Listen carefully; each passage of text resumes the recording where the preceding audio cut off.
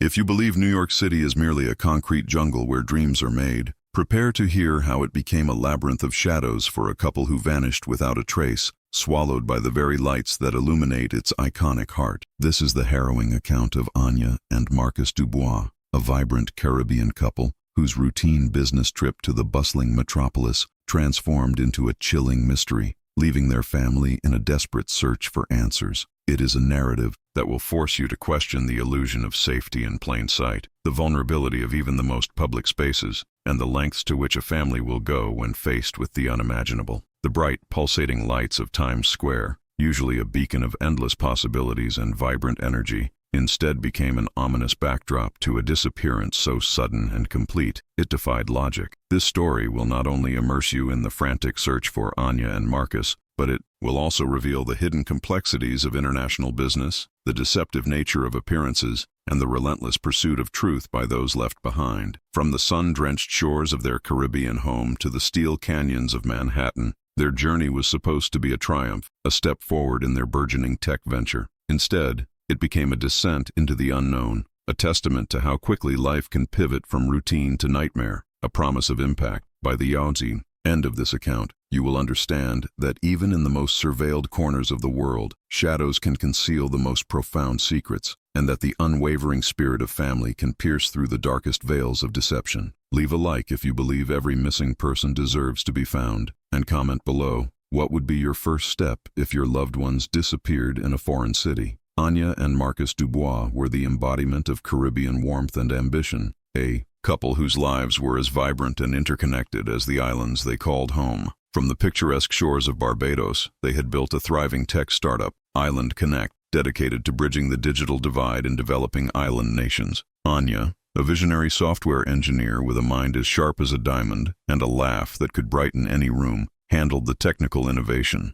Marcus, a charismatic business strategist with an infectious optimism and a knack for forging connections, managed their expansion and partnerships. Their bond was not just professional, it was a deep, loving partnership forged over years, rooted in shared dreams and an unwavering commitment to their community. They lived in a charming sea-view villa, their days filled with the rhythmic sounds of the ocean and the vibrant hues of tropical sunsets, a stark contrast to the concrete jungle they were about to enter. Their journey to New York City was a pivotal moment for Island Connect. They were scheduled to meet with a major venture capitalist firm, Global Innovations, located in the heart of Midtown Manhattan. This meeting, set for a crisp Tuesday morning, had the potential to secure the funding they needed to scale their operations globally, bringing their innovative solutions to millions more. They had meticulously prepared for months, refining their pitch, rehearsing their presentation, and dreaming of the impact their success could have. The stakes were incredibly high,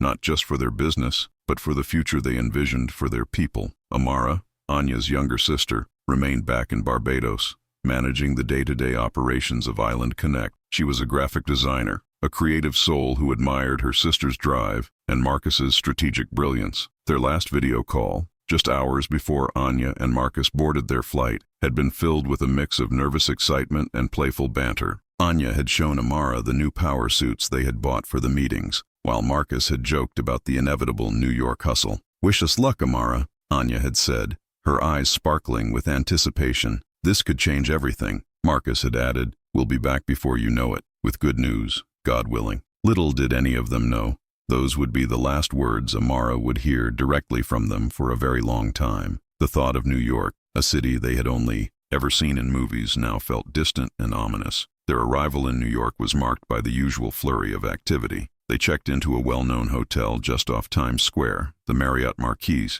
a towering structure that offered breathtaking views of the city's neon glow. They spent their first evening acclimatizing, marveling at the sheer scale and energy of Times Square, a sensory overload of dazzling billboards, honking taxis, and a ceaseless river of humanity. They took photos, sent them to Amara, and shared their excitement. The next morning, Tuesday, they had their crucial meeting with Global Innovations. The meeting, by all accounts, went exceptionally well. Marcus sent a quick text to Amara. "Meeting went great. They're very interested. Celebrating tonight. Details later." This message, simple and filled with hope, was the last direct communication from them. It painted a picture of success, of triumph, of a future that seemed within their grasp. The city hummed, oblivious to the impending silence that was about to descend upon two of its temporary inhabitants. The initial hours after Marcus's last text to Amara were filled with a quiet sense of anticipation. Amara, back in Barbados, assumed they were celebrating,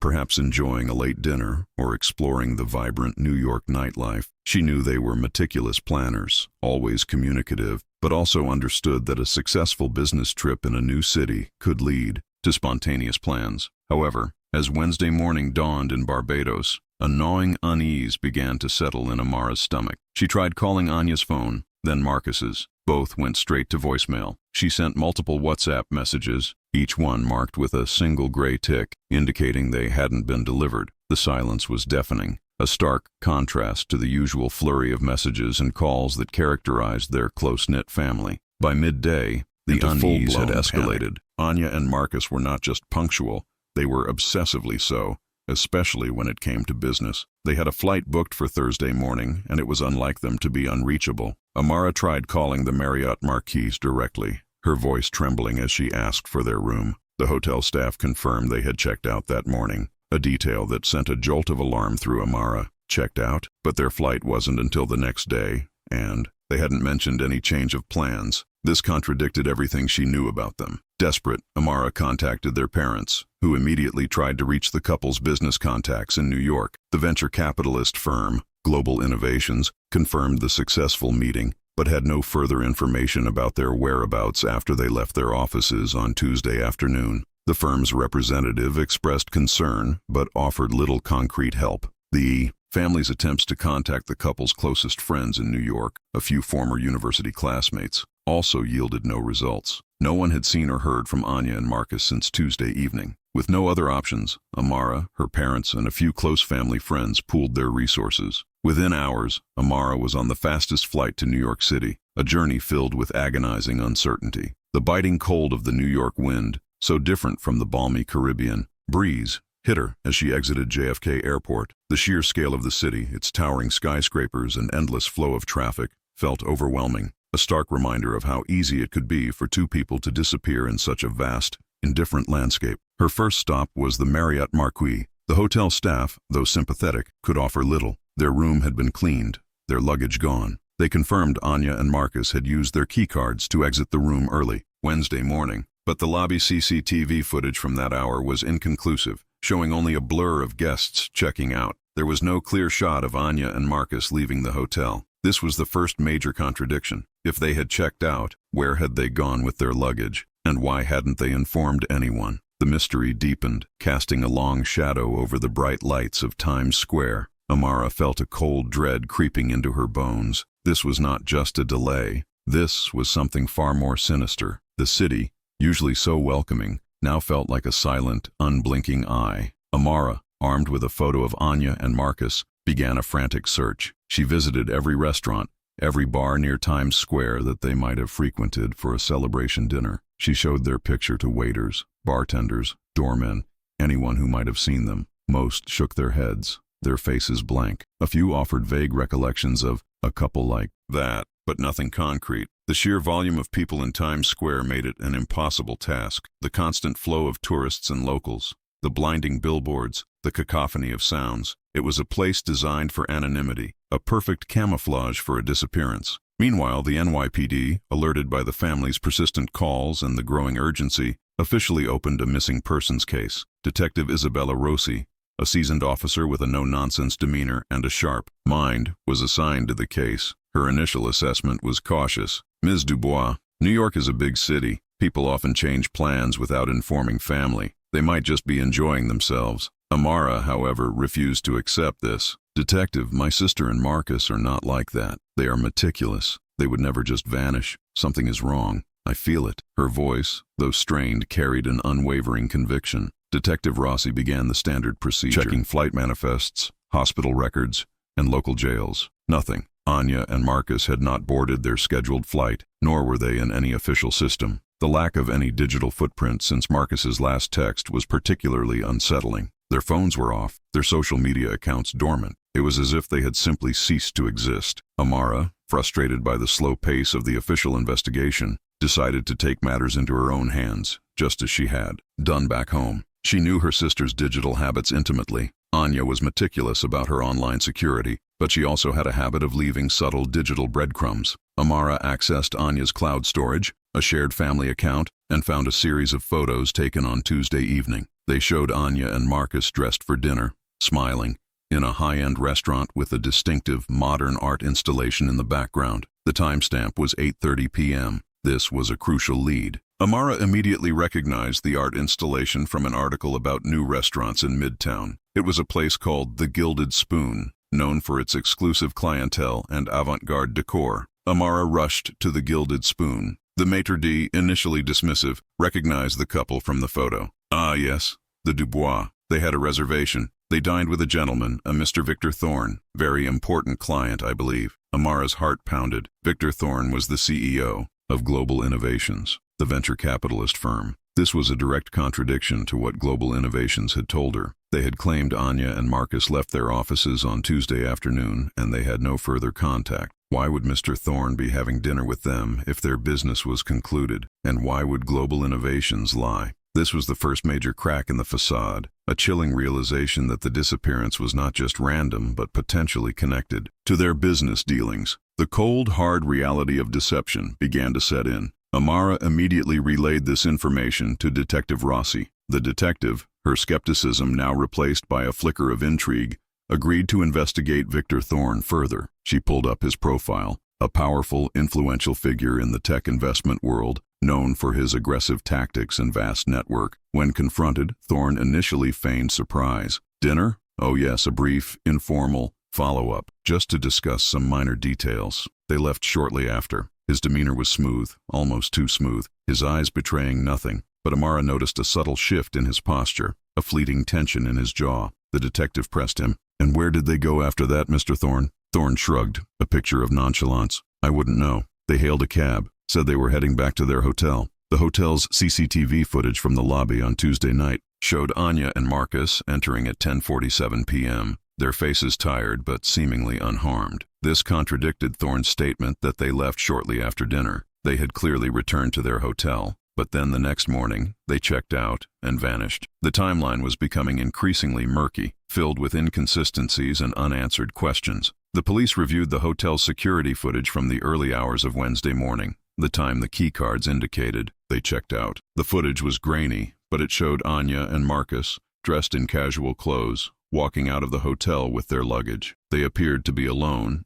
and there was no visible struggle. This was baffling. Why would they leave the hotel so early with all their belongings, without telling anyone? And where were they going? The cold, the anonymity of the city, the sheer number of people. It was all a perfect storm for a disappearance. The truth, however, sinister than anyone could have predicted. The investigation intensified, with Detective Rossi now fully committed, recognizing the gravity of the situation. The police meticulously reviewed all available CCTV footage from the surrounding blocks of the Marriott Marquis, focusing on the early hours of Wednesday morning. The sheer volume of data was overwhelming, a digital haystack in search of a needle. Hours of footage were analyzed, frame by painstaking frame. Finally, a breakthrough. A camera from a deli across the street, partially obscured by a street lamp, captured a fleeting but crucial detail. At precisely 4:15 a.m., Anya and Marcus were seen getting into a black, unmarked sedan, not a yellow taxi, as Victor Thorne had claimed.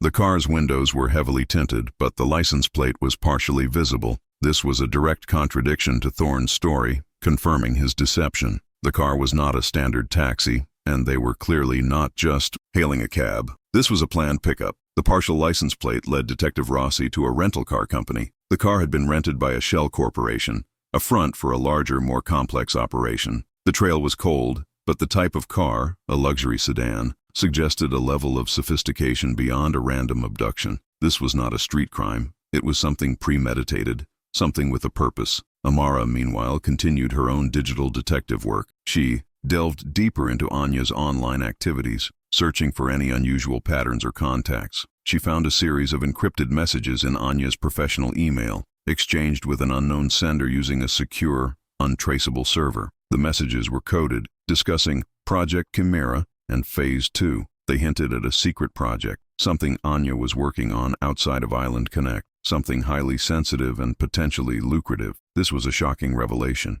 Anya had never mentioned any secret project to Amara or even to Marcus as far as Amara knew. The content of the messages was highly technical, filled with jargon related to advanced encryption and data security, far beyond Amara's understanding. But the tone was urgent, almost clandestine. The police, now working in tandem with Amara, brought in a cyber forensics expert. The expert managed to decrypt some of the messages. They revealed that Anya had been secretly developing a revolutionary data encryption algorithm, a technology so advanced it could render existing security protocols obsolete. This Project Chimera had the potential to disrupt entire industries, from banking to national security. The messages indicated that Anya had been in contact with a shadowy group, a consortium of international tech giants, who were interested in acquiring her algorithm, but not through legitimate means. They wanted to steal it, to control it, to prevent it from falling into the wrong hands, or perhaps to ensure it fell into their hands exclusively.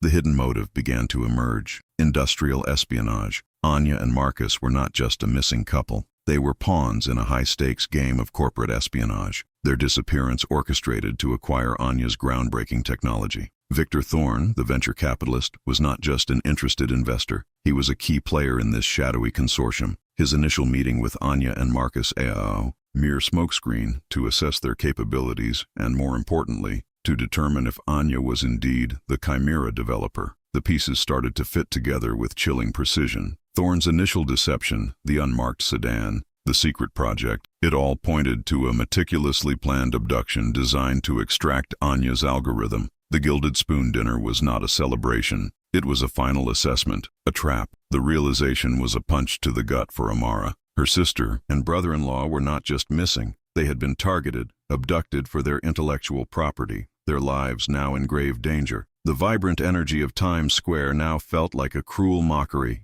its bright lights illuminating a dark underbelly of greed and deception. The investigation was no longer just a missing persons case. It was an international incident. The investigation escalated rapidly, transforming from a missing persons case into a full-blown internationally corporate espionage and abduction inquiry. Detective Rossi, now fully convinced of the sinister nature of the disappearance, mobilized a specialized NYPD unit, collaborating with federal agencies like the FBI. The decrypted messages from Anya's email, detailing Project Chimera and the clandestine consortium, provided a clear motive: the revolutionary data encryption algorithm. The first major breakthrough came from the partial license plate of the black sedan. The cyber forensics team, with advanced facial recognition software, cross-referenced the grainy CCTV footage from the deli with a global database of known associates of Victor Thorne. They identified the driver of the sedan as a man named Silas Blackwood, a former Black Ops operative with a murky past, now working as a high-level security consultant for various corporations, including some with ties to Thorne. Blackwood was known for his discretion and efficiency in sensitive operations. This was the first concrete link to Thorne's direct involvement in the abduction. The police tracked Blackwood's movements through his cell phone pings and credit card transactions. His trail led them to a remote, heavily secured industrial complex in upstate New York, disguised as a data storage facility. This was the suspected location where Anya and Marcus were being held. The complex was owned by a subsidiary of a holding company with direct financial ties to Victor Thorne. The evidence was mounting against him, painting a picture of a ruthless individual who would stop at nothing to acquire the technology he desired. The second revelation, the hidden motive, became clearer. Thorne wasn't just interested in Anya's algorithm for profit. He wanted to control it, to weaponize it. The consortium he represented consisted of powerful shadowy figures from various industries and even some foreign governments, all eager to possess an encryption method that could grant them unprecedented access to global data or protect their own secrets from any prying eyes. Anya's Project Chimera was not just a groundbreaking piece of software, it was a geopolitical game-changer, and Anya and Marcus were caught in the crossfire. The third revelation came from a desperate act by Anya. While held captive, she managed to activate a hidden GPS tracker embedded in her smart watch, a prototype she had been testing for Island Connect. The signal was weak, intermittent, but it provided a live location ping from within the industrial complex. This was a testament to Anya's ingenuity and foresight, a desperate beacon of hope from within the darkness. The signal confirmed their location and the urgency of a rescue operation. The climax of the investigation was the raid on the industrial complex. A highly trained SWAT team, accompanied by Detective Rossi and a cyber forensics unit, stormed the facility under the cover of darkness. The operation was meticulously planned, relying on the element of surprise. The complex was heavily fortified, but the team breached its defenses. Inside, they found a sophisticated, makeshift laboratory, complete with high-end servers and an array of surveillance equipment. Anya and Marcus were found in a soundproofed room, physically unharmed but deeply traumatized, their faces pale with fear and exhaustion. They had been subjected to relentless interrogation, pressured to hand over the source code for Project Chimera. Anya, with incredible resilience, had resisted, buying time. During the raid, Silas Blackwood and several of his operatives were apprehended after a brief, tense standoff. Blackwood, a hardened professional, remained stoic, refusing to cooperate. However, the evidence found at the scene was overwhelming. The specialized equipment used to extract data, the detailed schematics of Anya's algorithm, and the communication logs between Blackwood and Thorne. Fourth revelation was the most shocking. The direct complicity of Victor Thorne. While Blackwood was the enforcer, Thorne was the mastermind. His initial meeting with Anya and Marcus was not just a smokescreen, it was a reconnaissance mission. He had assessed Anya's technical prowess and confirmed her ability to deliver the Chimera algorithm. He then orchestrated their abduction, believing he could force Anya to hand over her creation. Thorne had been monitoring the entire operation, remotely, pulling the strings from his luxurious penthouse in Manhattan. His motive was not just financial gain, but an insatiable desire for power and control, a megalomaniacal ambition to dominate the global tech landscape. He had underestimated Anya's resilience and Amara's unwavering determination. The truth, finally, had been dragged into the harsh light, revealing a conspiracy far more intricate and ruthless than anyone had initially imagined. The bright lights of Times Square seemed to mock the darkness that had unfolded beneath them. The immediate aftermath of Anya and Marcus's rescue was a whirlwind of medical evaluations, debriefings with federal agents, and an emotional reunion with Amara. They were physically safe, but the psychological scars of their ordeal were deep. Their faces, once vibrant with Caribbean sunshine, now bore the pale, haunted look of those who had stared into the abyss. The relief of their return was immense, but it was a fragile relief, tinged with the trauma they had endured. They had been held captive for days, subjected to relentless pressure to surrender Anya's groundbreaking algorithm, their lives hanging by a thread. The revelations continued to unfold as the investigation broadened. Victor Thorne, the ruthless business magnate, was arrested in his luxurious penthouse, his facade of respectability crumbling under the weight of irrefutable evidence. The NYPD, in conjunction with the FBI, presented a mountain of digital forensics, witness testimonies, and the recovered equipment from the industrial complex. Thorne was charged with kidnapping, conspiracy, and industrial espionage. His vast network of shell corporations and hidden assets was exposed, revealing a history of unethical business practices and a pattern of exploiting intellectual property. The public, captivated by the high-profile case, watched as a titan of industry fell from grace, his ambition leading to his downfall. Silas Blackwood, the former Black Ops operative, and his team of enforcers were also charged with kidnapping and illegal detention. Their cold, professional demeanor during the interrogation only solidified their guilt. They were mercenaries, driven by profit, but their actions had devastating human consequences. The legal proceedings were complex, involving international law and corporate espionage, but the evidence was overwhelming. Justice, though slow, was methodical and relentless. For Anya and Marcus, the return to their normal lives was a long and arduous journey. They sought therapy to cope with the trauma of their captivity, the fear, the uncertainty, and the violation of their sense of security. The vibrant energy that once defined them was muted, replaced by a cautious introspection. They learned to navigate the lingering shadows of their experience, finding strength in each other and in the unwavering support of their family. Their business, Island Connect, had been put on hold during the ordeal, but their passion for their vision remained. They decided to pivot, focusing more on cybersecurity solutions for vulnerable communities, using Anya's Project Chimera, not as a weapon, but as a shield. They committed to making their revolutionary algorithm open source, ensuring it would be used for good, for protection, rather than for corporate greed or malicious intent. This decision was a testament to their resilience and their renewed commitment to their original values. Amara, the unwavering protagonist of this harrowing search, found herself transformed by the experience. Her initial fear had morphed into an unshakable resolve, her quiet creativity into a powerful voice for justice. She became an advocate for missing persons, particularly those who vanish in complex, high-stakes situations. She worked closely with law enforcement agencies, sharing her insights on digital forensics and the importance of family involvement in investigations. Her story, widely publicized, inspired countless others, highlighting the critical role that ordinary citizens can play when systems fail. She dedicated herself to raising awareness about the dark side of corporate espionage and the vulnerability of individuals with groundbreaking ideas. The Caribbean community, both in Barbados and abroad, rallied around the Dubois family, offering an outpouring of love and support. The Saim case became a symbol of resilience, a reminder of the strength found in unity and the power of collective prayer and action. The family returned to Barbados, finding solace in the familiar rhythms of island life, the warmth of the sun, and the comforting embrace of their community. They rebuilt their lives, piece by piece, forever changed, but not broken. The case of Anya and Marcus Dubois served as a stark warning to the global business community. It exposed the cutthroat nature of industrial espionage and the lengths to which some individuals and corporations would go to gain an advantage. It also highlighted the critical need for enhanced security protocols for innovators and entrepreneurs, especially those dealing with groundbreaking technologies. The NYPD and federal agencies learned valuable lessons about integrating digital forensics and international cooperation in complex missing persons cases,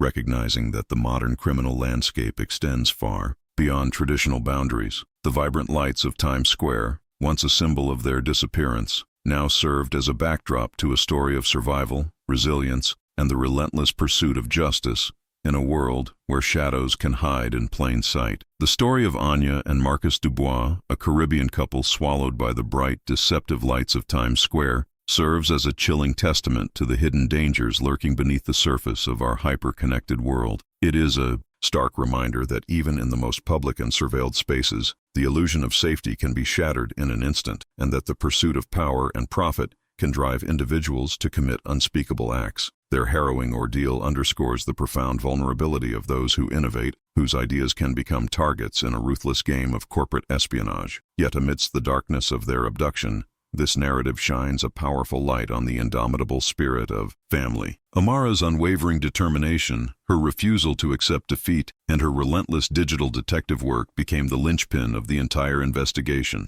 Her story is a compelling example of how love, coupled with tenacity and an understanding of modern technology, can pierce through layers of deception and bureaucracy, ultimately leading to the truth. It is a call to action for all of us, to be more vigilant, more aware of the digital breadcrumbs we leave behind, and to recognize the potential for both good and ill that resides in the vast expanse of the internet. May the courage of Anya and Marcus, and the fierce loyalty of Amara, serve as an enduring inspiration for all who face adversity, a testament to the enduring power of hope, resilience, and the unwavering pursuit of justice in a world where shadows can hide in plain sight. Note: this story is entirely fictional. Any resemblance to real persons, places, or events is purely coincidental.